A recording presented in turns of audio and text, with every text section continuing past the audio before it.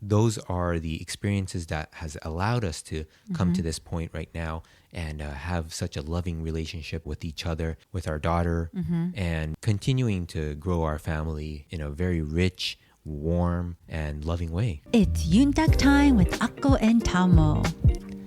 What does Yuntaku mean? It's an Okinawan word from the islands of Okinawa, which means chit-chat.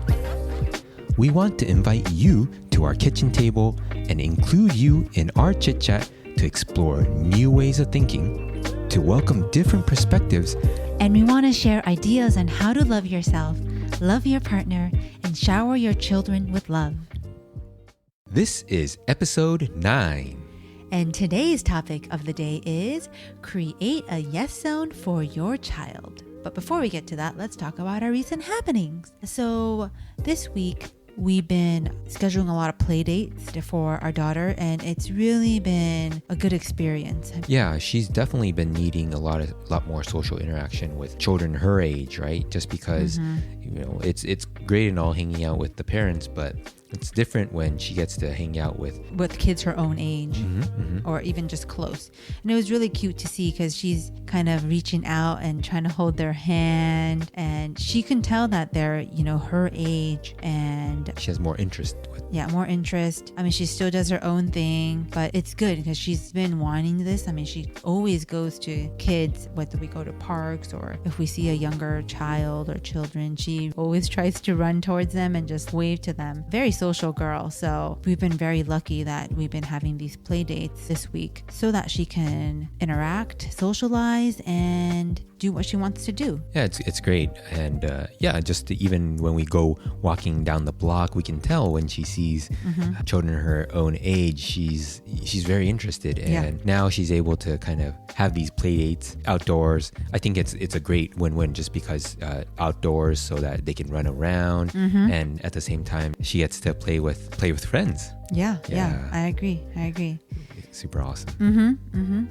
So that's our recent happenings. And so let's get back to the topic of the day. So the topic of the day is creating a yes zone for your child. So let's talk about what a yes zone is. A yes zone is a space for your child that they don't have to hear no's. Instead, it's okay for them to play and get into things. Or, for example, if they want to climb on the sofa, make it safe so that it is okay for them to climb onto the sofa. If they want to play with their toys, it's a safe space to do so. So as parents, we don't have to say, no, don't do this, don't do that. And creating that space as big as possible within your living space.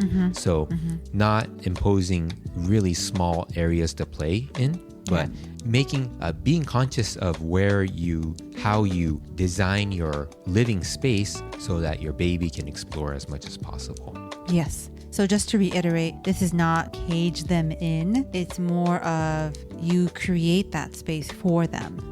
Yep, exactly. And so before we get into a little bit more, Akko, could you share some benefits of this? Absolutely. So some of the benefits are that it actually builds confidence in them, and it also even helps them learn. Another benefit is that it gives the children more time to explore the world on their own. And also, a child will start to develop the ability to focus as well. And another one is that a child is more likely to cooperate outside the yes zone. And this is because they're not having to say no, no, no. So they'll more likely listen to the parents much more. And I think that's it can go one of maybe two ways, where if you're always hearing no, that no can become a heavy weight on a child, and they end up not really expressing themselves, whereas some may strongly rebel against it, right? Against the no. But if we are to create a more free yes zone, so it's not like we're necessarily saying, yes, you can do this, yes, you can do that. No, but having them be themselves and playing the way they want to play, and not imposing very strict physical space that they need to follow, and so that they don't have to hear no's as much. Yes. And for us, what this means is, for example, having a child fence, baby fence. And we've seen baby fences used to fence the baby in and placed inside the fence. But we took the opposite approach, where we actually used the baby fence to fence the dangers or things that we don't want our child to touch from her, and so she gets to explore everywhere else. Yes. Right? So, of course, she's been putting everything in her mouth. So we fenced off the shoes because she'll grab those shoes and put it in her mouth. We don't want that. So we fenced that. And of course, we've been working on the backyard with our raised bed garden. So we have a few tools there so that she doesn't get to it. And, that could be dangerous. Yes. But other than that, pretty much 95% of the living space is available for her to explore and play. Yeah. And just to run free with their curiosity. And we also covered our outlets. We don't have any, some people might have planters or pots or whatnot. We don't have any of those that's within her reach. And then we've, of course, all the sharp edges we've cushioned. Yes, we've cushioned those. And then what else have we done? We've hid all the cables, the electric cables as much as we can. And then we locked up all of our cabinets because she has access to our kitchen. So we locked up all our drawers and anything that she's able to pull open. Although we did leave one for her to open. Freely. So that she at least gets a little bit more feeling of control. And we're planning to do a product review on those. So if you're at all interested in childproofing your house, please check out our YouTube and subscribe. So when the product review videos come out, you'll be notified. Yeah. And we've been very conscious of not using the word no so freely, right? Yes. We are very conscious of, instead of saying no, what can we teach her? Can we redirect her energy, attention to something that is a lot more productive? So I definitely see that, Even today, we've been feeding her on the high chair and she started to throw food, and we just had to, instead of saying no, we tell her this is food. Food is not meant to be thrown. And so we just have to let her know sternly, look into her eyes and let her know that you can't throw food on the floor. And when this happened, both Akko and I were together in the same room. So as Akko was explaining this to our daughter, I was standing behind her and just, being on the same page, looking at our daughter in the eye and just being serious that, this is, we're serious about what we're talking about. Yes. And we're definitely on the same page there. Yeah, absolutely. So it always helps when your partner is always on the same page as you. Yeah, so there's a lot of things, in life you have to say no to a lot of things to your child. So if at all possible, you want to really limit that amount of no's because, can you imagine if you hear a lot of no's in your life? It just gets programmed into your mind and you start to think that you can't do some other things when you can. And, a lot of people say mind over matter. And so, from a young age, you don't really want to program all those no's in their mind. So we as parents can at least limit the amount that we say no to our own control, to our own ability. Of course, if she's trying to run outside onto the streets, we have to say no to that. Right. And so what we're saying is don't ever say no. That's not what we're trying to say. We want to be very conscious of when we use no. No is a tool like anything else. Language is a tool like anything else. And what we're doing is making sure that we don't unconsciously just say no to everything that we don't want her to do. And sometimes it really takes us to take a step back and say, oh, does this actually even need a no? Why don't we want her to do this? And sometimes it's really just we've been programmed from society, from our upbringing and our culture and things like that. And it requires a lot of work in terms of being aware and thinking about things like this on the fly. Yeah. Right. And that's what we mean by creating this yes zone. So not necessarily, again, saying yes, but at the same time, not necessarily saying no. Yeah. And as a personal aside, for me, I've heard a lot of no's growing up. I actually didn't know that I've heard so many no's until very recently, years into a lot of this personal development work and through meditation and just getting coaching and things like that. And I just sat with it, and more it became clear that, hey, this no is not necessarily mine. What I want to convey is that no had been programmed into all of us children. And through the work, I've been able to shed a lot of it, but there's still, I'm sure, so many more that is subconscious. And so we don't want to pass that on to our children. right? So we want our children to grow up to be who they really are at their core, not tinted by society, culture, or upbringing, parenting, things like that.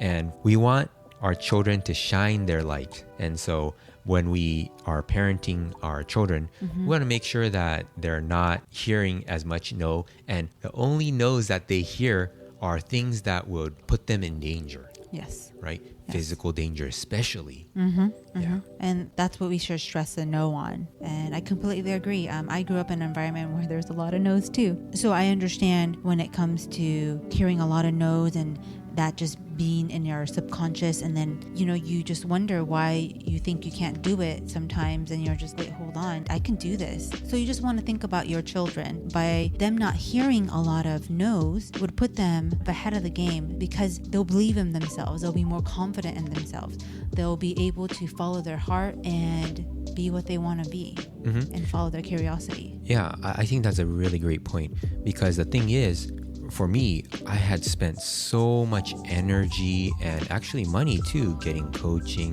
doing all this work for myself in order to shed what had been programmed within me during my life. So yes, of course, we have a lot of parenting. There's also other things, for example, things that happen during school or maybe even outside of school. All these things add up. And for example, if you think of it as like we all have a backpack when we're born, and all the experience we throw in that backpack and it gets heavier and heavier and heavier. But some experiences are actually really light. It's kind of like adding a helium balloon, which actually makes it lighter. What I mean by that is if you have great accomplishments or great social relationships with great friends, or maybe you have best friend that had always had your back, those things lighten your backpack, right? So your walk through life is much easier. It's lighter, right? But if you have trauma or issues, those things are very heavy in the backpack. So when you're walking through life, things get heavier and heavier and heavier. And like I mentioned, I had to do work to take all that junk, the heavy stuff, out of the backpack, and so that I can walk a lot more lighter. And a majority of it was with the relationship with you. You've helped me really lighten my heart up through the love you've shared with me, and for me to open up my heart, you were able to encourage me to open my heart and really share what's inside, right? And if we can have our children start off at least at this point, that'd be great. They're gonna be able to go further. Right? Yeah. And that's what we want. We want our children to surpass where we are. Exactly. So that's our goal as parents, to raise them so that they can surpass however much we've evolved. And this is nothing against our parents. I mean, they did their best they could. Right. They did the best they could, but with the research that we have now and the tools that we have now we know what's beneficial for the kids and what's a little more traumatizing to the kids. And this is something that we can use because of the generation that we were born into. Right. Yeah, I think that's another fantastic point. Our parents didn't have these tools. And for us now, we have Google. We can research these things, right?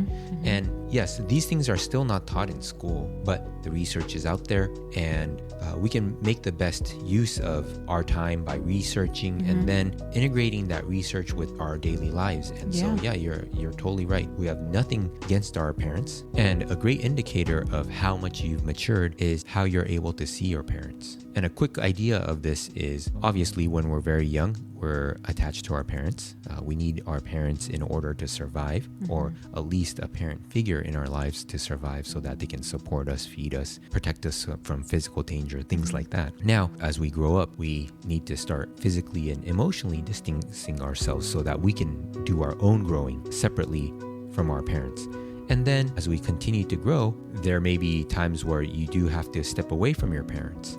Just because, especially if one has parents that are very overbearing, it might require some time away for you to grow as an individual, grow as a human being. And then once you're ready, you can go back and have an even better relationship with them.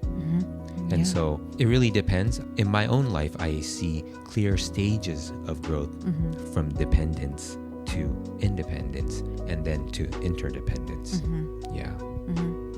Yeah, I completely agree. I have to say, even with my parents, they were very overbearing. So when I had that distance with them, our relationship got a lot better, and I felt like they understood me a little better. So there's definitely distance that needed to happen for those parents that wanted control or that needs control. Right. So, and these are really difficult things because to some people, they've never even had time away from their parents, right? They've always kept in contact, but sometimes in some situations that's needed.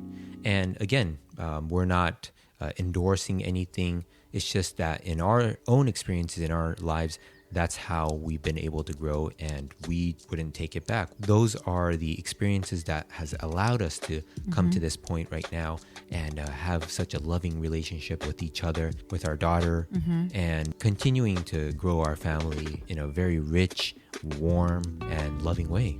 yeah. And now, because of that, we can also come back and share that love with our parents too. Yes. Because we're so overflowing, we've been doing and we continue to do our own work individually, and then together as a couple, and then together as a family, and then we can share that overflow with our friends and family. Yeah. Well said.